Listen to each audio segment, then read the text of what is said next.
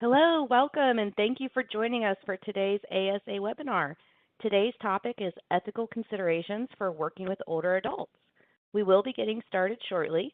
Just as a few housekeeping notes, the slides for today's presentation are available under the tab on your screen labeled Resources. There are CEU credits available for today's session. You can apply for those on the tab labeled CE Application here. You'll also find information on how to obtain CE credits later at the end of the day via email. You have 60 days to complete the continuing education application, and it may take up to 30 days from the date of your application for us to order and issue your CE credit. If you have not logged in directly to this webinar, that is if you're watching as part of a group and did not log in using an individualized confirmation URL, you will not be eligible for CEU credit because we have no way of tracking your online attendance.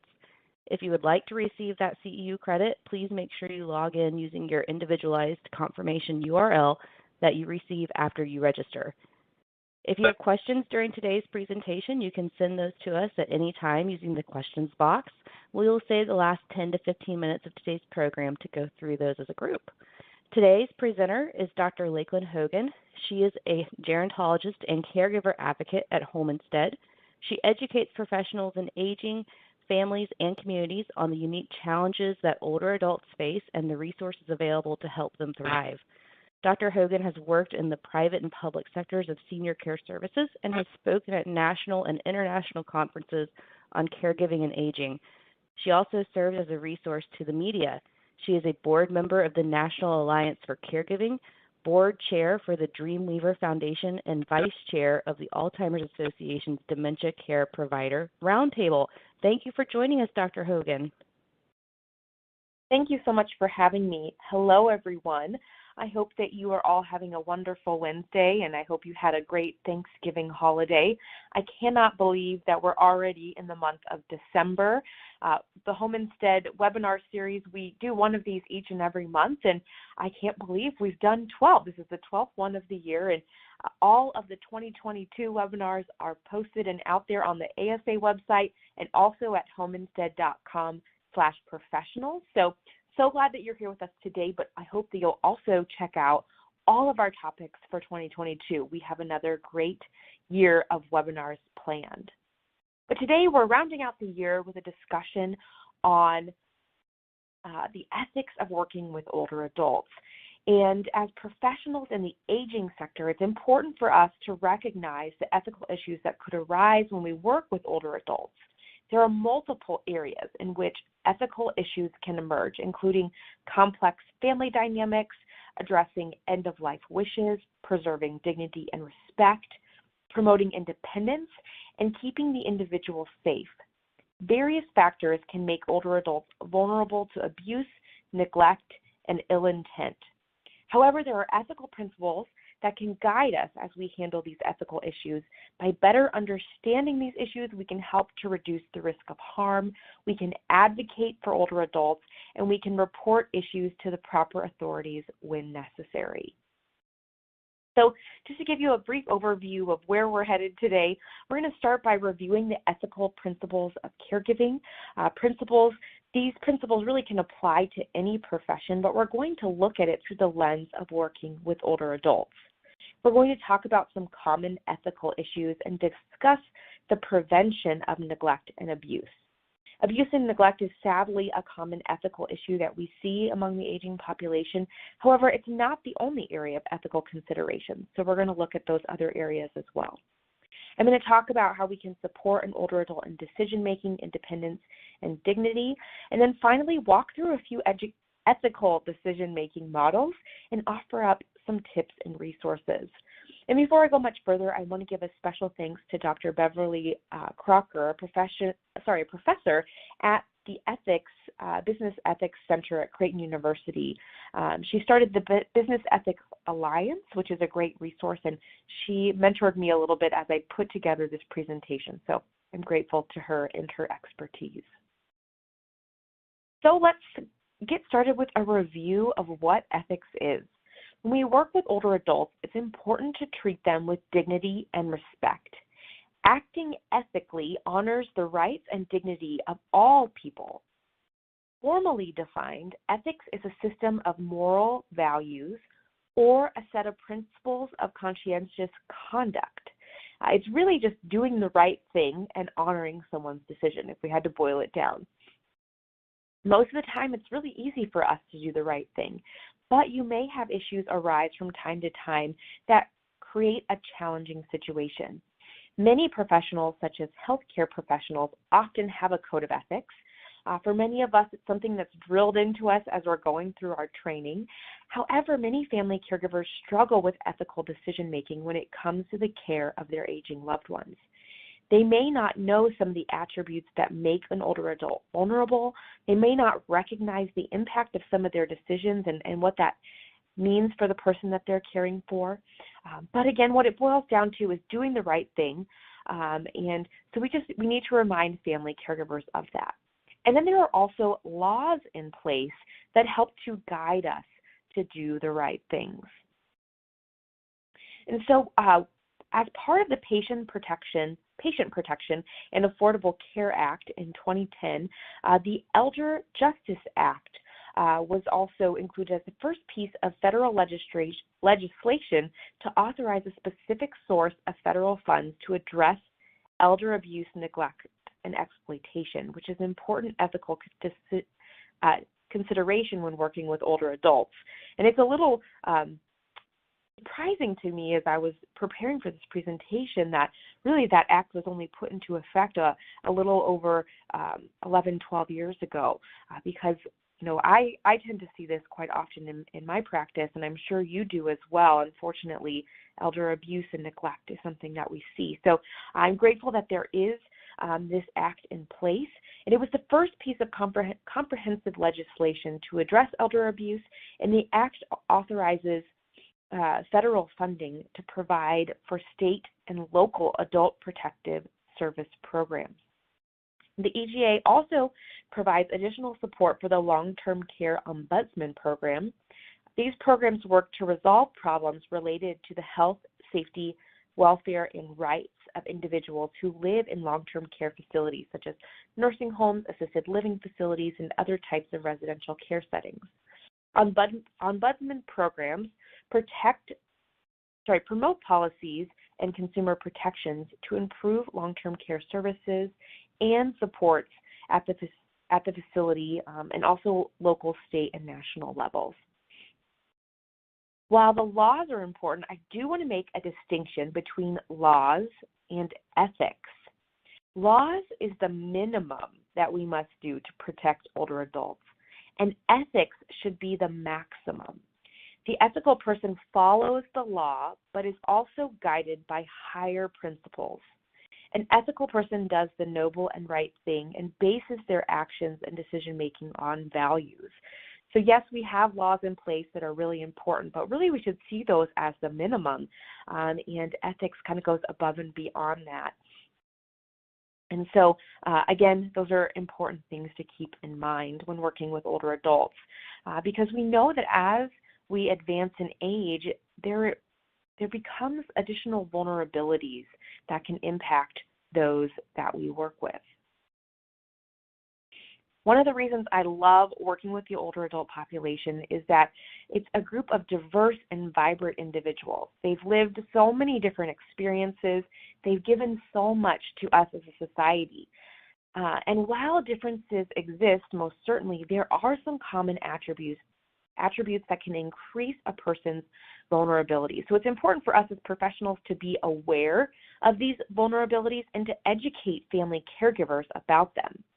I have many of those attributes listed here on the slide, and so I'm going to highlight a few of them. But isolation and loneliness, especially prevalent during the pandemic, can cause an older person to become vulnerable. It can lead to physical and mental health issues, and those that are isolated may see a person who's reaching out to connect with them. They might be more open to those situations, even if it makes somebody more vulnerable. And so we really do have to be mindful of isolation and loneliness among the aging population. Also, health status and physical decline, it can limit a person's activity and mobility and may increase the need for support and care. And then when we look at personal losses, it could be the loss of a spouse or a friend. It could be the loss of a person's independence, for example, having to give up the keys and stop driving. The loss of purpose can also be considered a personal loss. So, if a person retires, they may lose kind of their sense of purpose. And these kind of losses can make a person more vulnerable. And cognitive impairment is also one of these important things that we need to be mindful of. Some of the early signs of cognitive impairment are things like poor judgment that could leave a person vulnerable. In those living with Alzheimer's and other dementias, they eventually lose the ability to care for themselves, and they have to rely on others. So again, it could make them potentially vulnerable. And then if we look at social supports, as more assistance is needed, it's important to consider, what supports are available. A lot of times family members take on the majority of care and support for an aging loved one, but some need to hire in extra help, like the care we provide at home instead, or, if there's no family available or the family is long distance, it's important to make sure that the person has the proper social supports in place and that the right people are in place and that they're not going to, exploit the older adult in any way, shape, or form. And unfortunately, the financials are an area where a person can become vulnerable. Financial security, social economic status, for those that lack financial security, they could be more vulnerable. Those in poverty might not have the social supports. On the other hand, older adults that have quite a bit of wealth could also be vulnerable to things like scams or family members who are misproperly using their funds. And then environmental factors, where they live, might impact a person's accessibility of services and supports. We see this especially in rural communities where there's really not a lot of options. There might not be a formal agency to provide care in the home that might background check and drug screen their employees. So families might need to kind of hire a private caregiver. And so in those situations, families want to be sure to do kind of their own background check and vetting process to make sure that the person that's caring for them does not take advantage of the individual. And then sometimes institutionalization, living in a care facility or care community, while it's very necessary for many people, it could make the person more vulnerable. And families sometimes have a misconception of, okay, my loved one's in a facility, wow, what a sense of relief. I can kind of step back from the caregiving role, but often families still need to be there to advocate for their loved one and to make sure that they're getting the care and support that they need. And then one important vulnerability that we need to be mindful of and aware of as professionals is that older adults are less likely to report abuse. And this might be the case for several reasons. It could be that the older adult is dependent on their abuser for their care. And so they're afraid if they speak up, then who will care for them? Or if they say anything, try to defend themselves or reach out for help, that the care that's being provided will change, or there might be kind of repercussions of reaching out for help. Or they might be embarrassed. I see this a lot when someone is financially scammed. They're embarrassed that they kind of fell for the scam, quote unquote, and so they might not report it. Or a person might not recognize that any sort of abuse or exploitation is happening to them, especially if they have cognitive impairment. And so they might not be, in a place where they would report. So these vulnerabilities are really important for us to recognize as professionals and for us to educate family caregivers about. And these kind of vulnerable attributes of advanced aging makes the ethics of working with older adults that much more important. And so before we go over these definitions, these ethical principles, it's important to note that the terminology around ethics is likely to vary from profession to profession. And the terms don't matter as much as the meanings behind the terms that should guide the work that we do and the ethics of working with older adults. The ethical principles shown on this slide were first introduced by Buchamp and Childress in the late 70s, and they identify 4 principles that are at the core of ethical reasoning specific to healthcare. So autonomy, justice, beneficence, and non-maleficence. And then in the 80s, Kirchner added a 5th principle for the field of counseling, specifically fidelity. And so I'm sharing these 5 ethical principles with you today, but again, in your profession, you might have a few more. They might be called something different. But really, the idea behind autonomy, it's a principle that addresses respect for independence and self-determination. The essence of this principle is allowing an individual the freedom of choice and action. I think that's something we all want and we all long for, the opportunity to make decisions for ourselves. The next ethical principle, justice, seeks the sharing of benefits and burdens based on fairness and equality. And then beneficence, simply stated, means to do good, to be proactive, and also to prevent harm when possible. Then you have non-maleficence. That's the concept of not causing harm to others. Often it's explained as, above all, do no harm. And then fidelity, this depends on the profession that you're in, but when we think about family caregivers, fidelity involves the notion of loyalty, faithfulness, and honoring commitments. So that might be one that family caregivers kind of struggle with from time to time in their ethical decision making. And when any of these ethical principles are overlooked, a person might be at risk for neglect or abuse. And there are several ways of driving the use of ethical principles. And the way these ethical principles are embedded in professionals, in organizations, and in family cultures can kind of be broken down into 2 categories. We have kind of the formal drivers and the informal drivers or dimensions. So there are the formal dimensions of culture, and these would be things like policies, codes of ethics, especially for those in the medical field, or maybe they're a values statement or rules and regulations, a bill of rights, and so forth. So these are, again, more formal dimensions. It involves processes, often on how to report or how to care for a patient.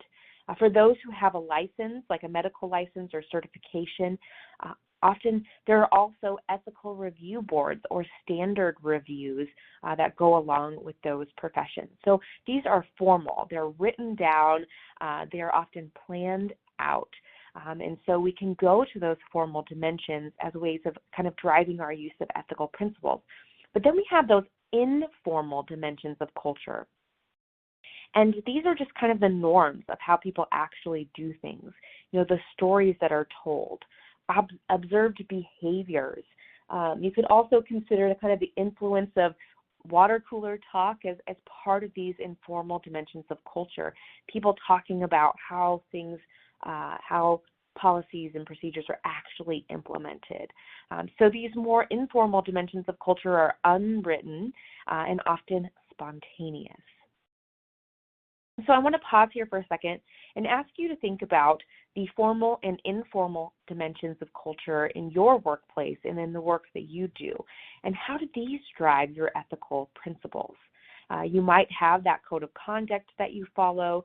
You might have a Bill of Rights.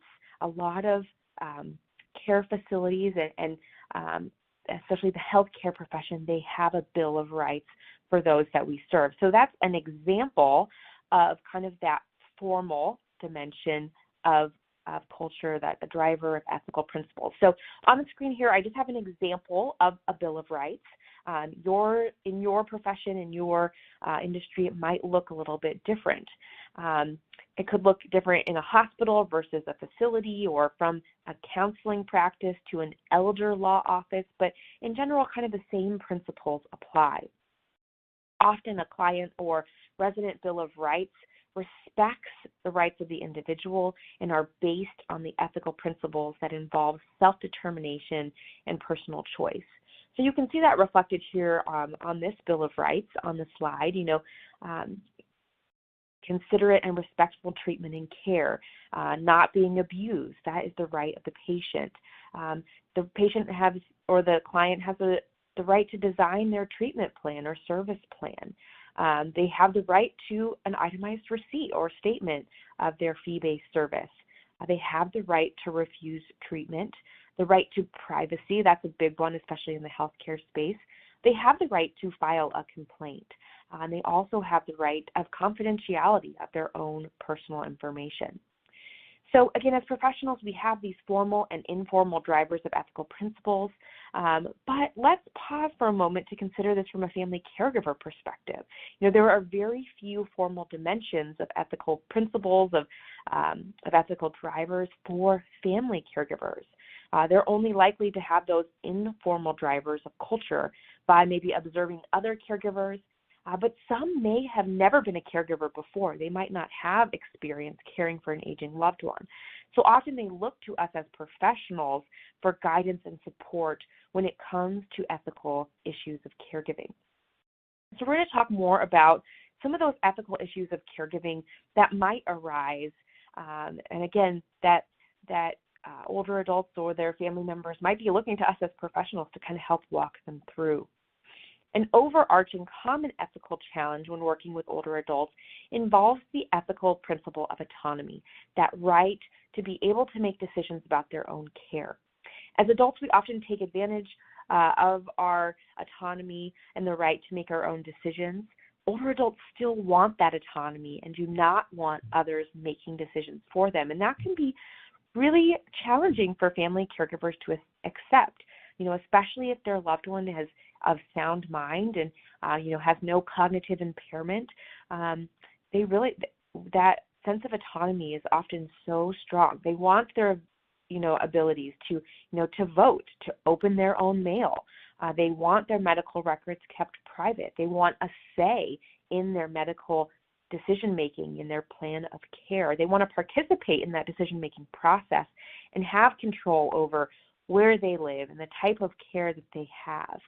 And if they have to make a move, maybe a facility, they might feel kind of a threat to their autonomy, especially in some facilities. I know there's a movement towards person-centered care in a facility setting, which is incredible, and so many communities are making great strides in really making sure that the person is at the center of care, but some facilities still kind of dictate what a person eats, when they wake up, what they wear, and so an older adult might feel kind of a threat to that autonomy. In addition to autonomy, there are other ethical issues listed here on the slide. I'm going to cover some of these in more detail on some of the coming slides, but I'll touch on a few of them here. Ageism. Unfortunately, it is still alive and well. As a gerontologist, I'm working towards fighting ageism. So is great organizations like ASA, but this occurs in a variety of environments. It's often manifested during medical care or in care facilities or settings in areas in which where there are older adults who are vulnerable.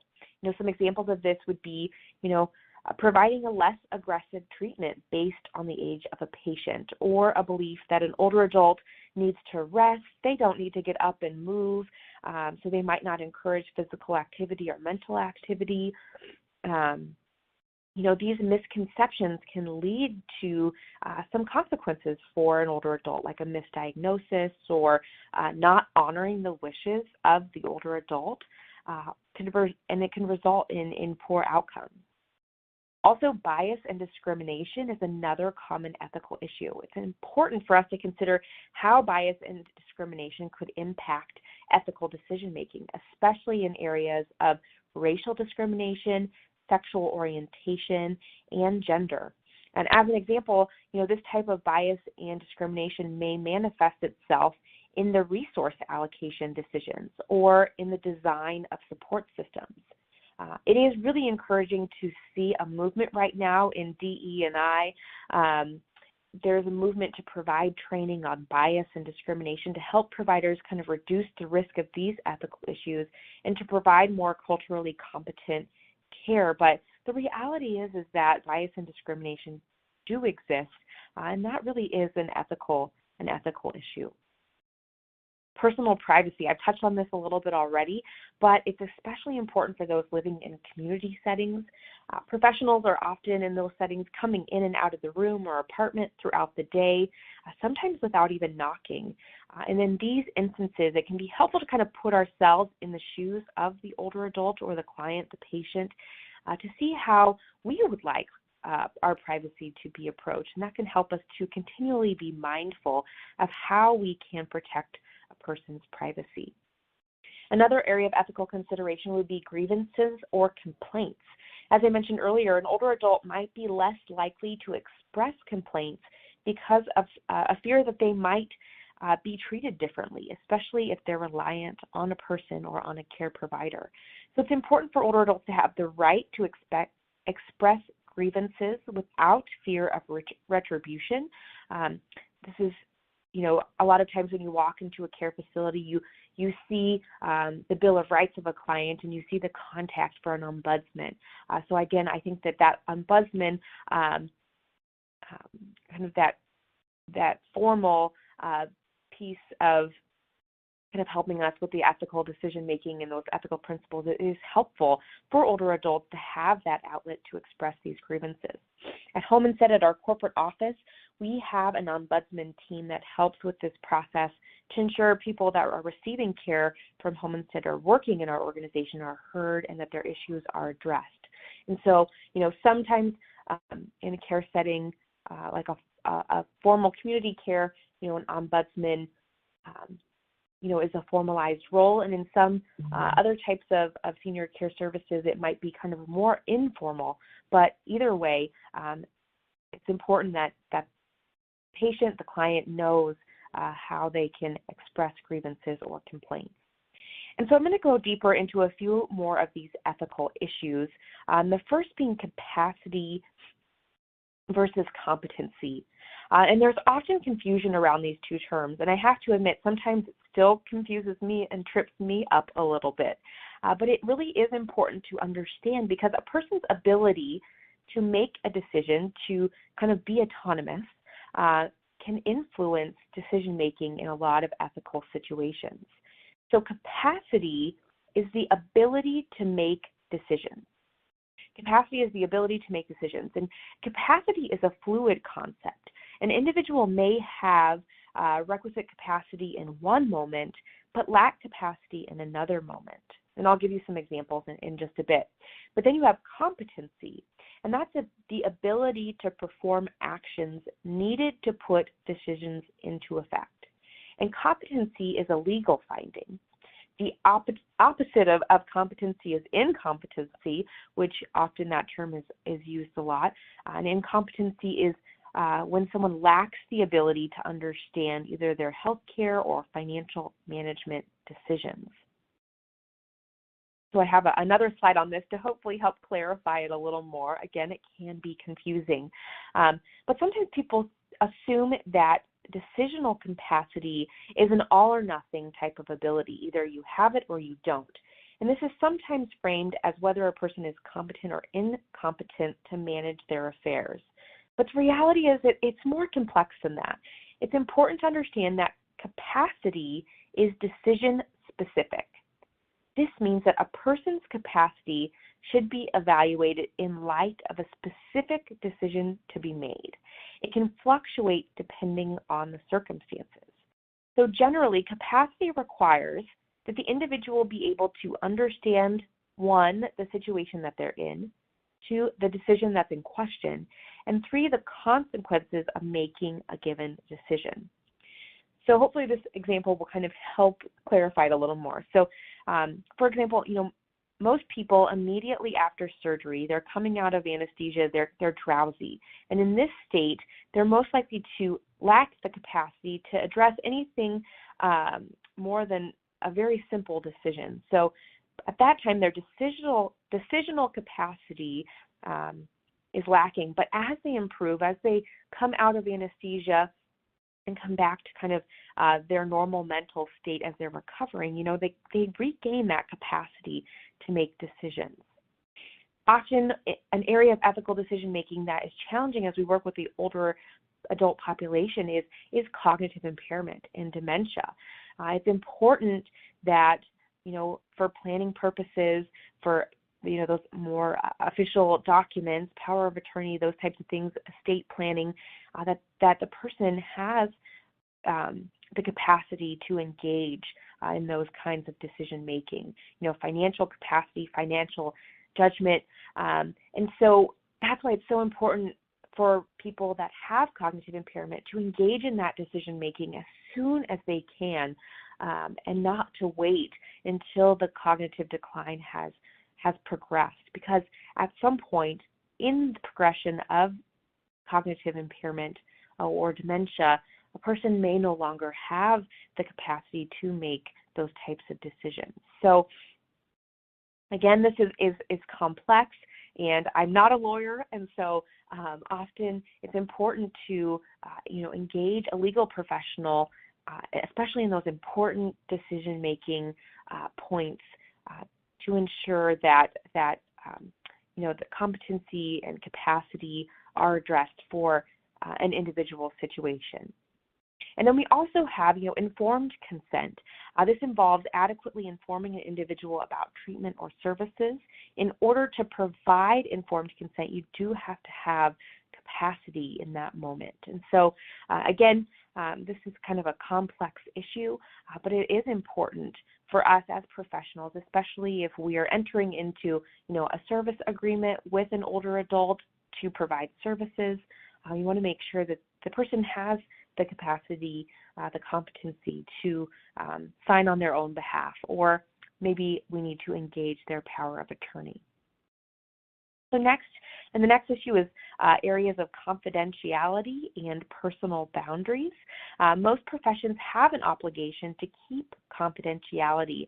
Ethical principles of autonomy require us to keep confidentiality, and laws are also in place, especially in the healthcare setting, such as HIPAA laws, protecting private health information, PHI. There's a lot of regulatory guidelines.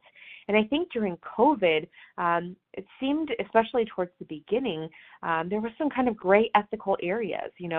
Is it okay to disclose that a healthcare worker or a home care provider was exposed to COVID, or is that private health information? I think that especially as we're kind of sorting out those who are vaccinated versus unvaccinated, is it appropriate to share that information without the person's consent? Those are ethical considerations that we have to consider, especially, when families or an older adult is requesting that the person providing service is vaccinated, or that they are notified of COVID exposures, those types of things. However, the only time it is acceptable to break confidentiality is due to mandatory reporting of abuse or impaired decision-making capacity. So there are times when we do have to breach that confidentiality, but only in those cases of, reporting abuse, neglect, that type of thing. It's also important to maintain the relationship as a professional relationship. Often people work with older adults because they have a passion for helping others. And while it's really important for us to build rapport with those that we work with, it's just as important to respect those professional relationship boundaries. And this doesn't mean that you can't be friendly or show compassion and support, but we do have to kind of draw a line, especially in communities, maybe small towns, more rural communities where a lot of people know each other. It can be tempting to break confidentiality or to accidentally share information, especially when a lot of people, again, know each other. I live in a metropolitan area, but even I had a good friend in high school whose father was receiving cancer treatment from another one of my friends. She was his nurse, but the family did not want to talk about or share the cancer diagnosis with anyone outside of the family. So my friend, she could not share with me that our other friend was going through this really hard time of supporting her dad, who was going through cancer treatments. But it wasn't until, after the fact, after her father passed away, that both friends, kind of talked about how they were working together and supporting one another through that time. But again, they kept that confidentiality. And in home care, in our profession at Home Instead, often professional caregivers become like family members, but we still train our caregivers to respect those professional boundaries. And again, it is so important. And so there is a quote that kind of sums up this slide and this topic. Our professional relationships are forged in service of our professional goals, where our personal relationships arise out of our basic need for love, connection, and belonging. So our personal relationship is forged in service of our professional goals.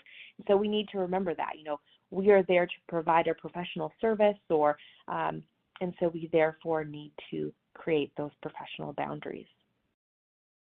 Another area of consideration for ethical issues is elder abuse. And elder abuse is an important ethical issue. It seems to get a lot of kind of coverage, often talked about in webinars such as this. So I'm not going to spend as much time on this. It could be an entire webinar in and of itself. But we see the prevalence of elder abuse to be about 10%, impacting about 10% of the aging population, including physical abuse, psychological abuse or verbal abuse, sexual abuse, financial exploitation, and neglect. And I've outlined those types of abuse on the slide here. I'll kind of let you read through those on your own. But unfortunately, we do see these types of abuse happening in our profession. And we often see that the older adult knows their abuser. Often in these cases, it is a family member, unfortunately. Now, I was recently listening to a podcast about this, and while some of the abuse and neglect, unfortunately is intentional, this podcast talked about how other times, abuse can result just out of frustration or a sense of being overwhelmed as a caregiver. It doesn't make excuses for it whatsoever, but I think what that kind of goes to show is that us as professionals, we can provide family caregivers with support and resources to help them feel less overwhelmed and less frustrated. So hopefully we can prevent some of that abuse or neglect from happening in the first place. So again, this is a really important topic. Areas of abuse that are listed here on the slide do need to be reported and addressed to ensure the well-being of an older adult. But one area that we talk about, neglect, the types of neglect here: physical, emotional, abandonment, and financial neglect. We talk about those a lot, but one area that I don't think gets much attention or focus is self-neglect.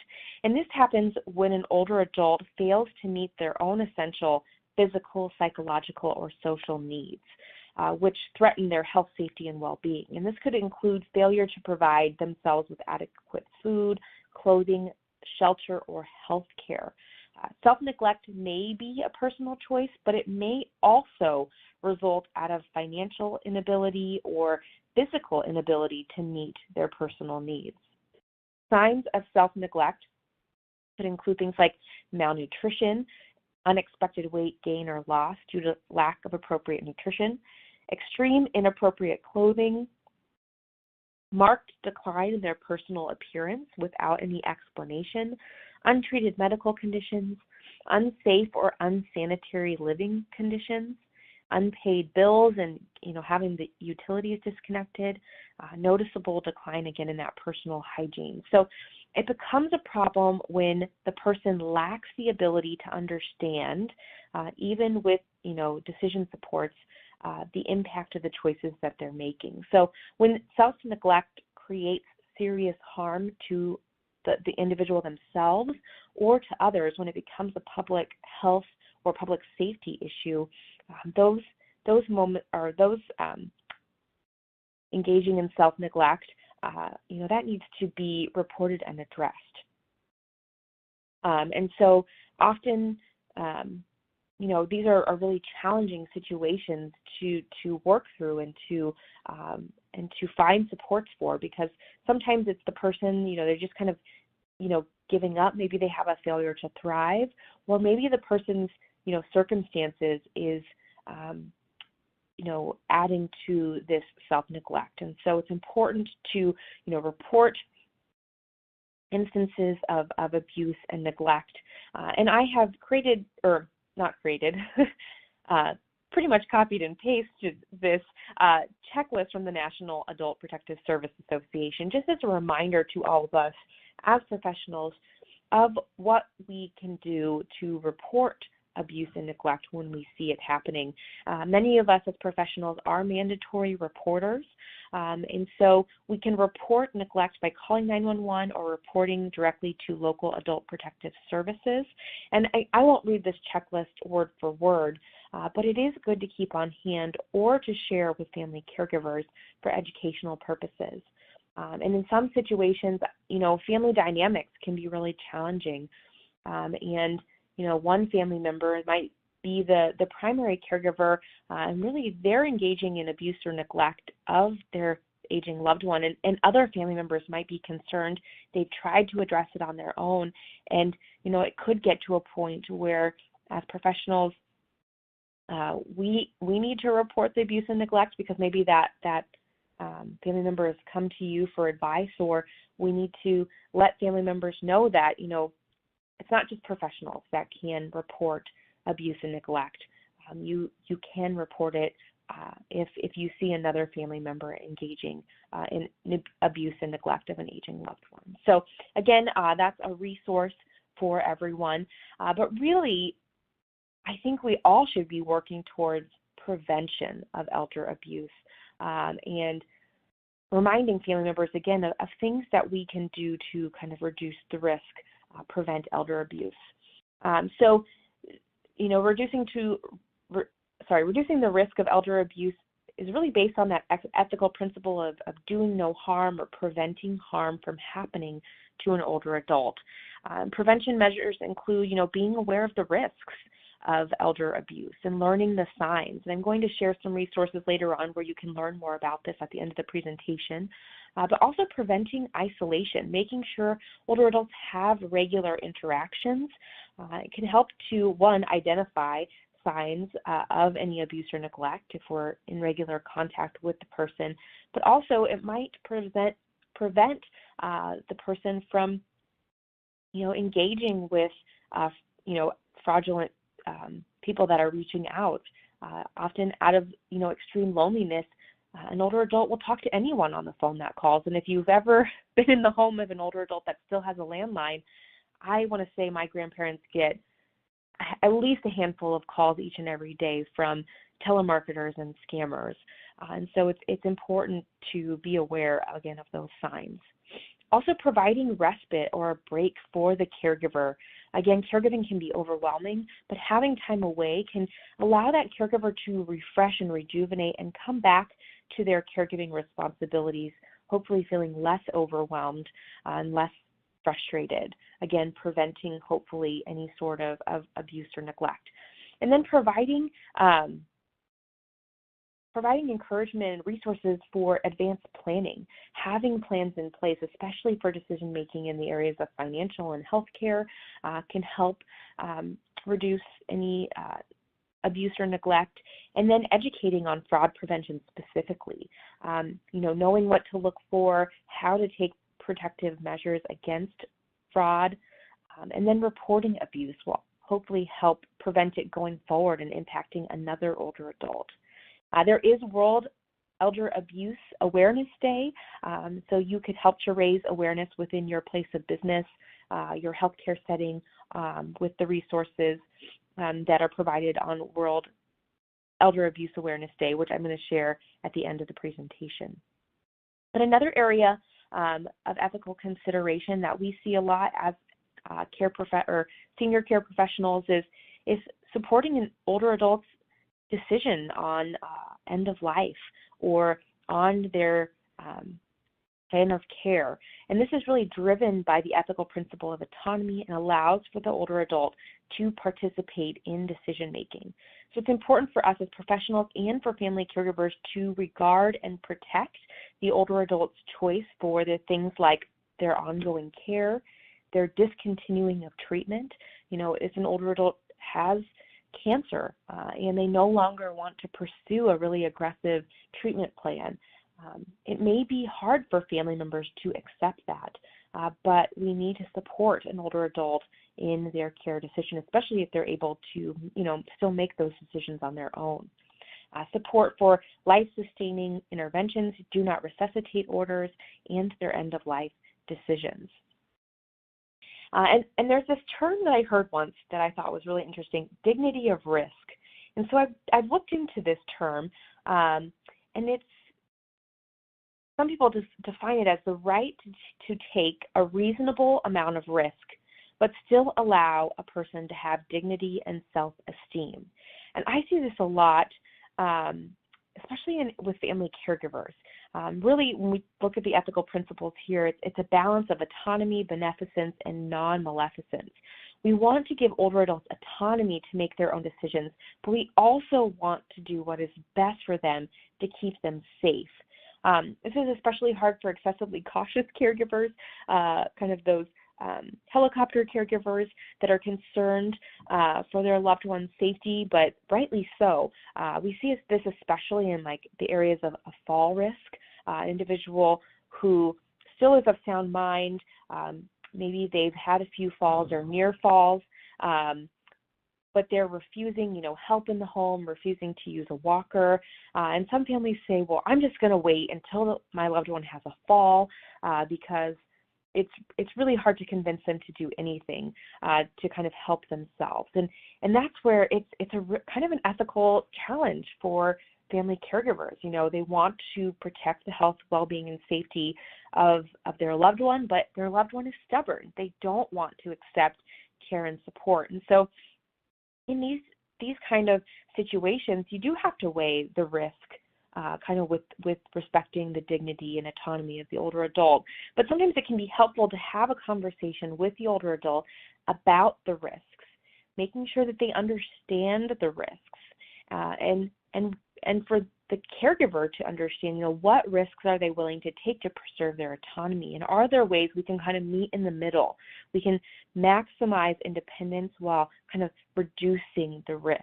And often if an older adult is part of that decision-making process, part of that, supported, shared decision-making, that can help families find kind of a solution. It's not foolproof. It doesn't work every time, but we can encourage families to try that approach.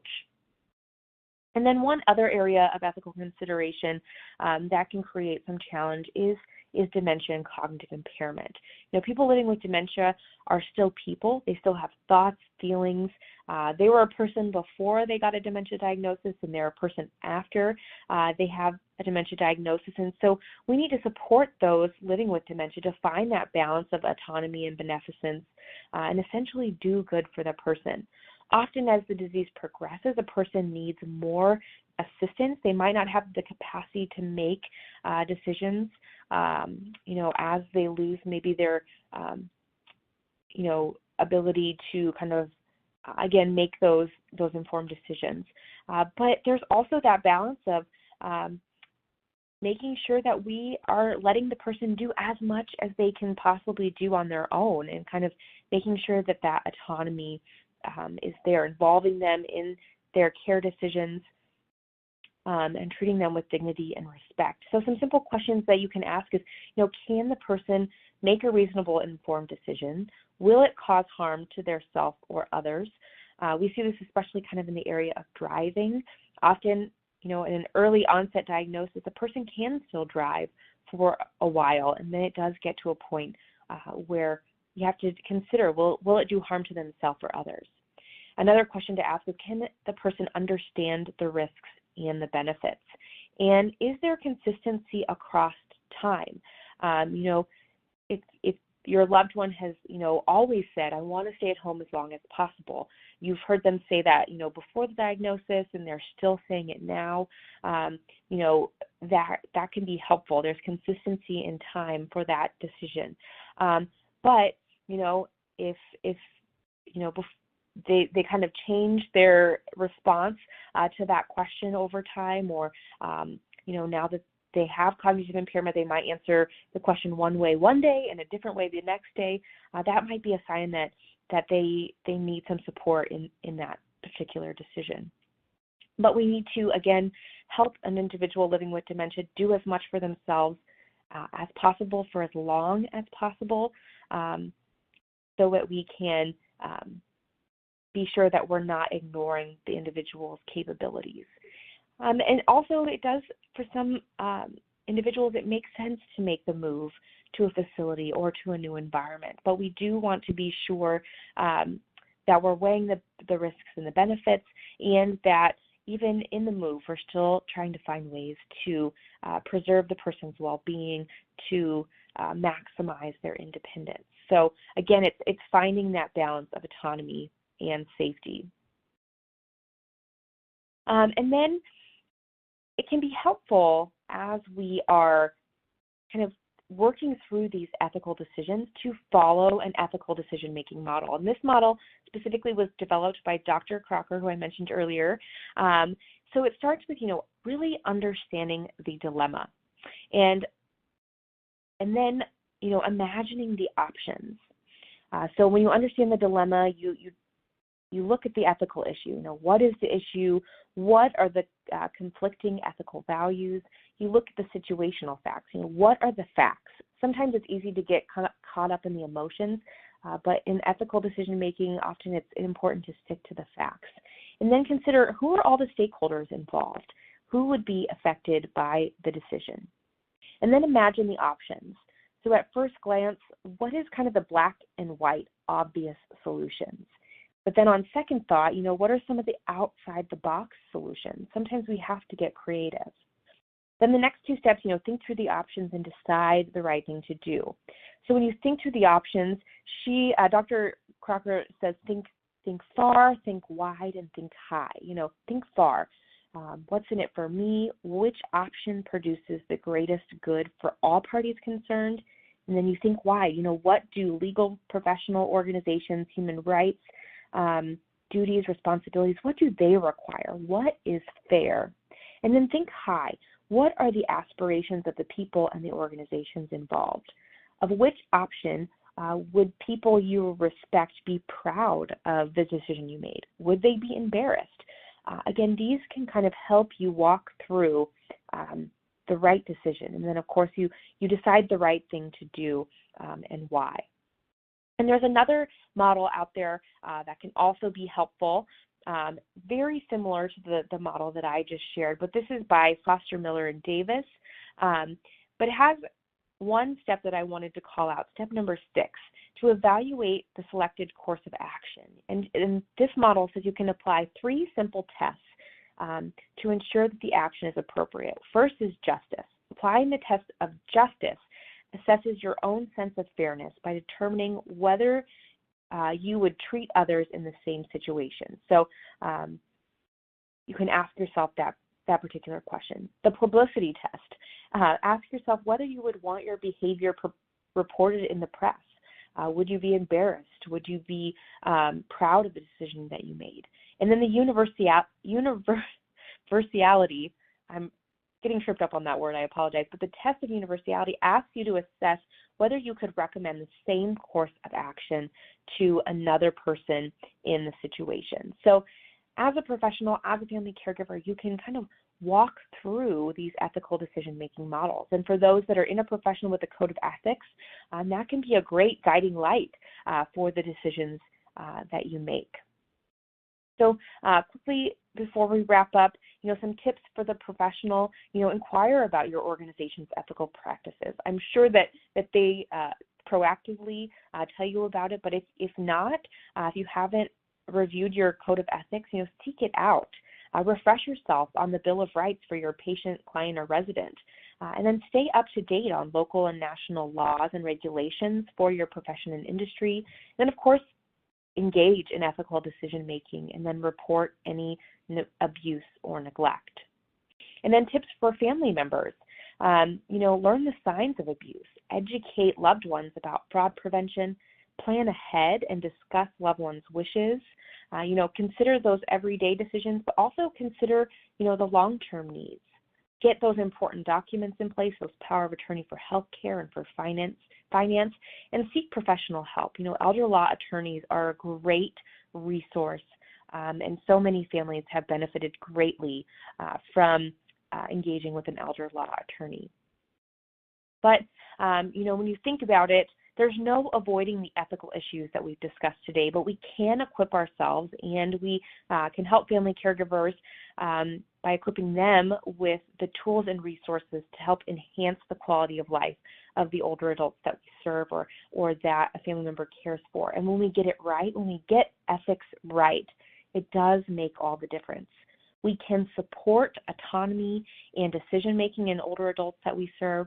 We can seek justice for the elders in our care and that are in our care and oversight, and we can do good on behalf of an individual and aim to protect the safety and aim to cause no harm. We can show our loyalty and our faithfulness and honor our commitment to caring. It's these ethical concepts that really help us become better service providers, better healthcare workers, better family caregivers, or just better friends in general.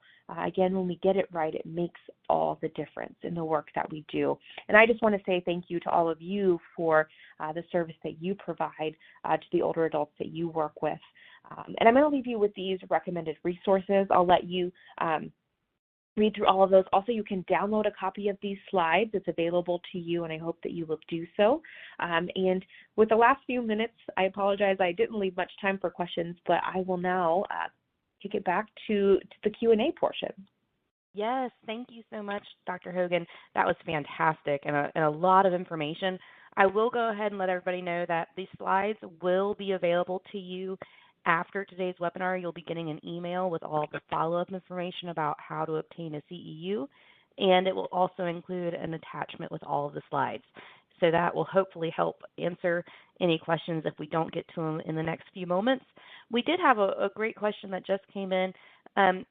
When working with family caregivers, how is the best way to inform families that their loved one may be allowed to make bad decisions for themselves, barring any cognitive issues or anything like that? How do we help family members maintain that person's independence when sometimes it's hard to watch? That is a really good question.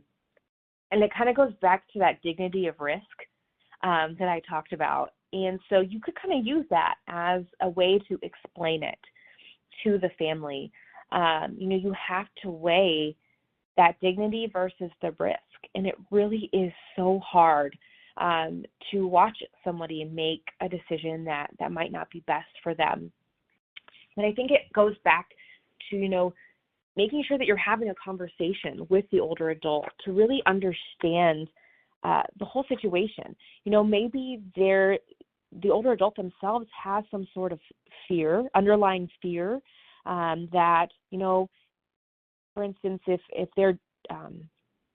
they're denying care in the home, or if they are refusing to use a walker, and so that's resulting in more falls, trying to understand, what is the underlying fear or reason behind why they don't want to do X. That could help family members, kind of get to the root of it. Maybe they're nervous that, if they start to accept care in the home, then the family's automatically going to assume they need to move to a care facility. And that might not be the family's intention at all. And so that could be an opportunity to say, no, we want to bring care into the home to help you stay here. We want you to be able to live in this house as long as possible. And, And we as family members, we don't have, maybe the time because we're working to be over here every day like we'd like to. So this is just kind of supplementing what we're doing for you as family to help you stay here. So if you're really engaging the person in the conversation, really understanding what their desires are and what could prevent that desire or that wish from coming true, talking through, those areas of risk, and really understanding. Because sometimes we think we do a good job of listening, but we don't always. And I'm guilty of that in a lot of areas of life.